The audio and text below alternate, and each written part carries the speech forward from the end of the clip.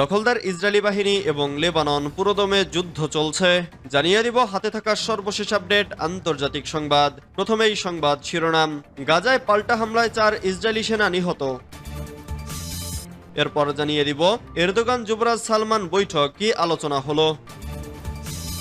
এদিকে ইসরায়েলের কিন্ডারগার্টেনে ড্রোন হামলা। এরপর জানিয়ে দিব তুরস্কের কাছে জড়ো হচ্ছে রুশ সেনারা, সতর্কতা জারি ইউক্রেনে। আরো জানিয়ে দিব ফের রাশিয়ার সাথে প্রতিরক্ষা চুক্তি, ভারতের আমদানি করবে পন্টসার বিমান প্রতিরক্ষা। সর্বশেষ জানিয়ে দিব মণিপুরে সিআরপিএফ ক্যাম্পে হামলা। এতক্ষণ শুনছিলেন সংবাদ শিরোনাম, এবারে বিস্তারিত। তবে অনুরোধ থাকবে ভিডিওটিতে একটি লাইক করবেন এবং কমেন্ট করে জানিয়ে দিবেন কোন জেলা থেকে আপনি আমাদের এই ভিডিওটি দেখছেন। ফের রাশিয়ার সাথে প্রতিরক্ষা চুক্তি, ভারতের আমদানি করবে পন্টসার বিমান প্রতিরক্ষা। মার্কিন যুক্তরাষ্ট্রের প্রেসিডেন্ট নির্বাচনে ডোনাল্ড ট্রাম্পের জয়ের পরেই রাশিয়ার সাথে নতুন প্রতিরক্ষা চুক্তি করেছে ভারত। মস্কো থেকে পন্টসার বিমান প্রতিরক্ষা ব্যবস্থা, পন্টসার আকাশ প্রতিরক্ষা ব্যবস্থা, একটি ট্রাকের উপর রেডার, 12টি ভূমি থেকে আকাশ ক্ষেপণাস্ত্র, ড্রোন এবং 2টি বিমান বিধ্বংসী কামান থাকে। ক্ষেপণাস্ত্রগুলি সাধারণভাবে 18 কিলোমিটার পাল্লার, কিন্তু নতুন 1S সংস্করণে বুস্টার ব্যবহার করে সেগুলোর পাল্লা বাড়ানো হয়েছে। ভারত সেগুলো কিনতে চলেছে। ভারত ডাইনামিক্স এবং রাশিয়ার রোজোবরা এক্স সংস্থার মধ্যে স্বাক্ষরিত মৌ অনুযায়ী রুশ প্রযুক্তিগত সহায়তা এই বিমান প্রতিরক্ষা ব্যবস্থা ভারতে নির্মাণ করা হবে। প্রায় 1 দশক আগে রুশ ক্ষেপণাস্ত্র প্রতিরোধী বিমান প্রতিরক্ষা ব্যবস্থা S-400 কেনার জন্য নয়াদিল্লি মস্কোর সাথে চুক্তি হয়েছিল।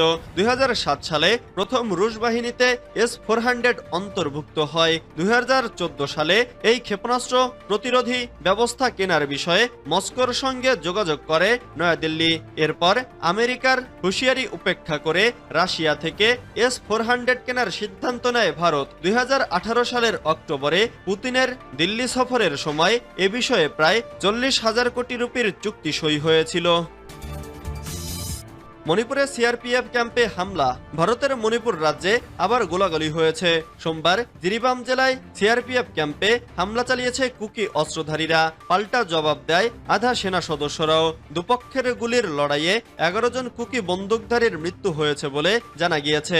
পাশাপাশি এক সিআরপিএফ জওয়ান আহত হয়েছেন বলে সূত্রের খবর। গোটা এলাকা ঘিরে শুরু হয়েছে তল্লাশি অভিযান। ঘটনার জেরে কারফিউ জারি করা হয়েছে ওই এলাকায়। ভারতীয় ওই নিরাপত্তা বাহিনীর এক সিনিয়র কর্মকর্তার দাবি অনুযায়ী এদিন জিরিবাম জেলার বড়বাকেরা এলাকায় বেশ কিছু বাড়িতে আগুন লাগায় বন্দুকধারীরা। এরপর জিরিবাম জেলার বড়বাকেরা পুলিশ স্টেশনকে নিশানা করে তারা। সেখান থেকে সিআরপিএফ এর ক্যাম্পে হামলার চেষ্টা চালায় তারা। এ ঘটনার পর পাল্টা জবাব দেয় নিরাপত্তা বাহিনী। গুলি বিনিময়ে মৃত্যু হয় 11 জন বন্দুকধারীর। মৃতদের কাছ থেকে 4টি SLR, 3টি AK-47, একটি আরপিজি সহ বিপুল সংখ্যক গোলাবারুদ উদ্ধার করা হয়েছে। গাজায় পাল্টা হামলায় 4 ইসরায়েলি সেনা নিহত। ফিলিস্তিনের অবরুদ্ধ গাজা উপত্যকার উত্তরাঞ্চলে স্থল অভিযানের নামে নিরীহ মানুষকে হত্যা করতে গিয়ে সোমবার পাল্টা হামলায় ইসরায়েলি সেনাবাহিনীর 4 সদস্য নিহত হয়েছেন। মঙ্গলবার 12 নভেম্বর ইসরায়েলি সেনাবাহিনীর এক বিবৃতিতে গাজা উপত্যকায় তাদের 4 সেনা নিহত হয়েছে বলে স্বীকার করেছে। খবর টাইমস অব ইসরায়েলের। গত বছরের অক্টোবরে স্থল অভিযান শুরুর পর থেকে ফিলিস্তিনি ভূখণ্ডে নিহত ইসরায়েলি সেনার মোট সংখ্যা 376 জনে দাঁড়িয়েছে। অন্যদিকে গাজা ভূখণ্ডে ইসরায়েলি বর্বর হামলা থামছেই না। দখলদার দেশটির হামলায় আরো 40 জন ফিলিস্তিনি নিহত হয়েছেন। এ নিয়ে উপত্যকাটিতে নিহতের সংখ্যা 43,600 ছাড়িয়েছে।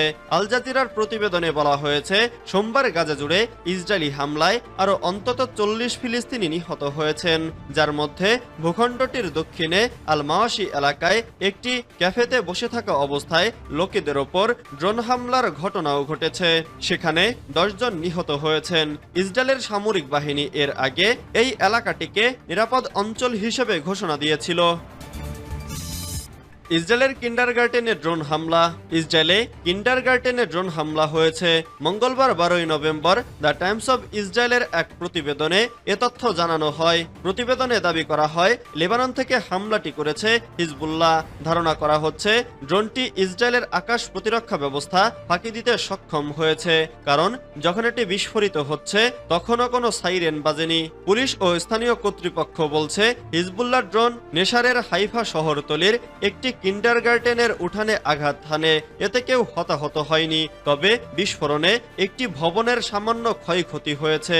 সামাজিক যোগাযোগ মাধ্যমে ছড়ানো অন্তত দুটি ভিডিওতে দেখা গেছে একটি ড্রোন উড়ে এসে কিন্ডারগার্টেনটিতে আঘাত হানে। এ সময় লোকজনের মধ্যে আতঙ্ক ছড়িয়ে পড়ে। বিস্ফোরণের পর মুহূর্তের ভিডিওতে দেখা যায় বড় ধরনের কোনো ক্ষতি হয়নি, তবে ভবনের পালেস্তারা ভেঙে পাঠদানের কক্ষে ছড়িয়ে পড়েছে। এদিকে ফিলিস্তিনের গাজায় প্রবল প্রতিরোধের মুখে পড়েছে ইসরায়েলি সেনারা।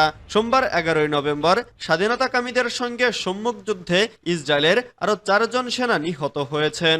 মঙ্গলবার 12 নভেম্বর ইসরায়েলের প্রতিরক্ষা বাহিনী এক বিবৃতিতে নিহতের বিষয়টি স্বীকার করেছেন, তবে এখনও সংঘাতের ঘটনা বিস্তারিত জানায়নি। খবর টাইমস অব ইসরায়েলের। তুরস্কের কাছে জড়ো হচ্ছে রুশ সেনারা। সতর্কতা জারি ইউক্রেনে। রুশ বিমান হামলার বিষয়ে উচ্চ সতর্কতা জারি করেছে ইউক্রেন। দেশটির শীর্ষ সামরিক কমান্ডার বলেছেন হাজার হাজার রুশ সেনা তুরস্ক অঞ্চলে অগ্রসর হওয়ার জন্য প্রস্তুত। সোমবার 11 নভেম্বর ইউক্রেনের জেনারেল অলেকজান্ডার সিরস্কি বার্তাবাহী অ্যাপ টেলিগ্রামে তিনি এসব কথা বলেন। তিনি লেখেন, তাদের সামরিক নেতৃত্বের নির্দেশের পর তারা আমাদের সেনাদের হটিয়ে দেওয়ার এবং আমাদের নিয়ন্ত্রিত ভূখণ্ডের আরো অভ্যন্তরে প্রবেশ করার চেষ্টা করছে। আগস্ট মাসে ইউক্রেন তুরস্ক অঞ্চলে অতর্কিত অনুপ্রবেশ করেছিল এবং সীমান্ত অঞ্চলের বেশ কয়েকটি শহর ও গ্রামের নিয়ন্ত্রণ নিয়েছিল তারা। এরই মধ্যে আঞ্চলিক গভর্নরেরা জানিয়েছেন ইউক্রেনের দক্ষিণাঞ্চলে বিমান হামলার ফলে কমপক্ষে 6 জন নিহত হয়েছেন। 5 জন মাইকোলেভ ও 1 জন জাপোরিঝিয়ার বাসিন্দা। একটি বাসভবনকেও ধ্বংস করা হয়েছে। জাপোরিঝিয়াতে অন্তত 12 জন আহত হয়েছেন, যাদের মধ্যে রয়েছে 4 থেকে 17 বছর বয়সী 5 জন। ওয়াশিংটন পোস্ট ও রয়টার্স জানিয়েছে যুক্তরাষ্ট্রের প্রেসিডেন্ট ইলেক্ট ডোনাল্ড ট্রাম্প রুশ নেতা ভ্লাদিমির পুতিনের সঙ্গে কথা বলেছেন এবং ইউক্রেনের সংঘাত বৃদ্ধি না করতে তাকে অনুরোধ করেছেন। এরদোগান ও যুবরাজ সালমান বৈঠক, কি আলোচনা হলো? তুরস্কের প্রেসিডেন্ট রিসেপ তাইপ এরদোগানের সঙ্গে বৈঠক করেছেন সৌদি আরবের যুবরাজ মোহাম্মদ বিন সালমান। এ তথ্য নিশ্চিত করেছে তুর্কি প্রেসিডেন্সির যোগাযোগ অধিদপ্তর। খবর ডেইলি সাবার। সোমবার 11 নভেম্বর বৈঠকটি সৌদি আরবের রাজধানী রিয়াদে ইসলামী সহযোগিতা সংস্থা এবং আরব লীগের যৌথ শীর্ষ সম্মেলনের ফাঁকে অনুষ্ঠিত হয়। খবর ডেইলি সাবার। প্রতিবেদনে বলা হয়, বৈঠকে তুরস্ক এবং সৌদি আরবের দ্বিপাক্ষিক সম্পর্ক, আঞ্চলিক এবং বৈশ্বিক বিষয়গুলো নিয়ে আলোচনা হয়েছে।